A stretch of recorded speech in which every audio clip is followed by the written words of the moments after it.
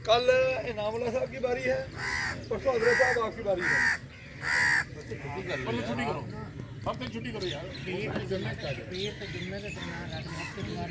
अच्छा अच्छा, ठीक है ठीक है। उनकी एक हकायत है कि एक गुडरिया मोहल्ले की एक मस्जिद में नमाज पढ़ा करता था। बहुत से लोग इमाम मस्जिद से सवालात किया करते थे कि कोई पूछता था मेरे कारोबार में कोई दुआ बताइए कि बरकत पड़े, मेरा कारोबार बढ़ जाए। तो गुडरिया बड़े दिनों से ये बात सोच रहा था कि मैं भी ये मौलाना साहब से, क्योंकि आलम फाजिल हैं, तो इनसे मैं भी अपने दिल की एक बात कहूँ।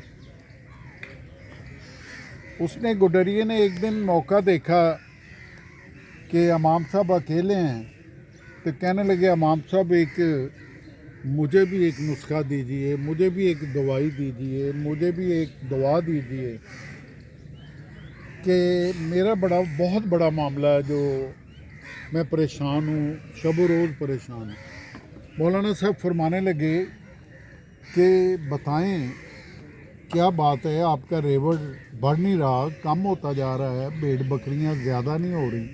कहता नहीं, मुझे भेड़ बकरियों को अपने रेवड़ को दरिया के पार ले जाना पड़ता है। दरिया के उस तरफ चरागा है तो मुझे उस तरफ ले जाना पड़ता है, तो क्योंकि इधर रेवड़ के लिए कोई चरागा नहीं है तो मुझे दरिया के पार जाना पड़ता है। तो मुझे 2 आने जाने के, 2 आने आने के, ये मुझे उस वक़्त सस्ते दौर में ये देने पड़ते हैं। तो मैं अपने बच्चों की रोटी रोज़ी जो है ना, वो तंग दस्ती का शिकार रहता हूँ। तो मुझे कोई बताइए इल्म या हिलम कि मेरी चरागा नज़दीक हो जाए। वो कहने लगे यार ये क्या बात कर रहे हो, कैसी? आखिर गुडरिया कहने लगा जी हाथ बांध के गुजारिश है कि सबको बताते हैं, मुझे भी बता दें।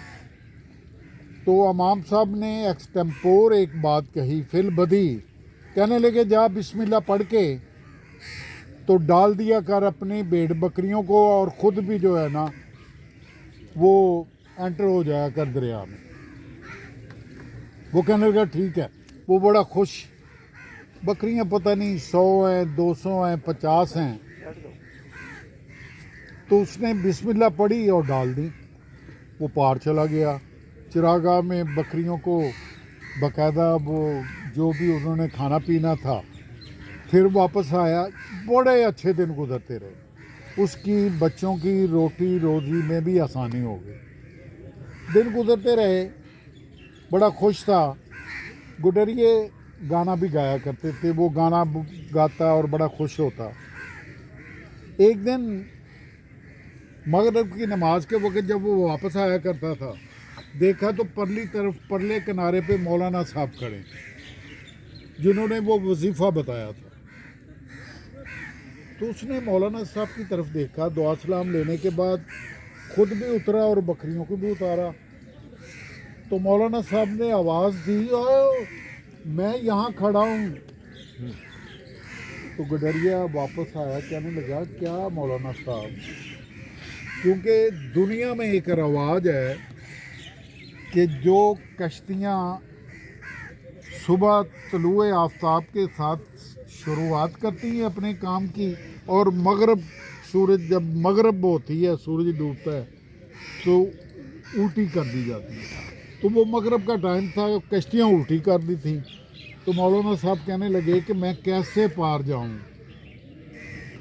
गुडरिया कहने लगा कि मैं रेवड़ को लेके जा रहा हूं, आपके बताए हुए वजीफ़ा बिस्मिल्लाह, उसको पढ़ के मैं रोज़ जाता हूं आता हूं, तो आप बिस्मिल्लाह पढ़ें और छलांग लगाएं। मौलाना साहब दिल ना करे, दिल ना माने, आखिर गुडरिया ने उसको ना ज़बरदस्ती खींच लिया, पढ़ें बिस्मिल्लाह। वो जब पानी गहरा गया तो मौलाना साहब को गोते आने शुरू हो गए। वो चीखो पुकार, मैं मर गया, मैं ऐसे हो गया। गुडरिया ने उसको कंधे पे उठाया, बड़ी मुश्किल से उसको पार लगाया।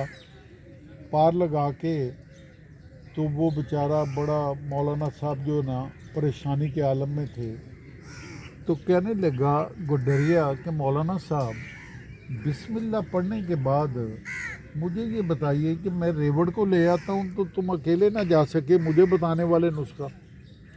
कहने लगा तेरा यकीन कामिल है, मेरा यकीन कामिल नहीं है।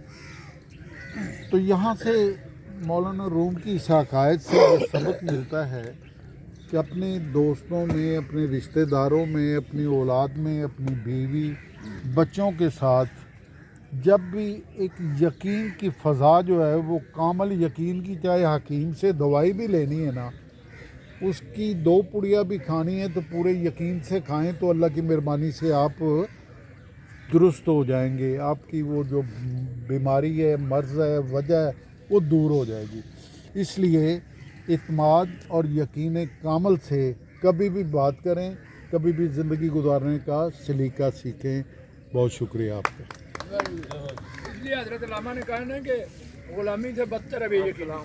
बेयकीन, गुलामी से बदतर यकीन कामिल होना चाहिए।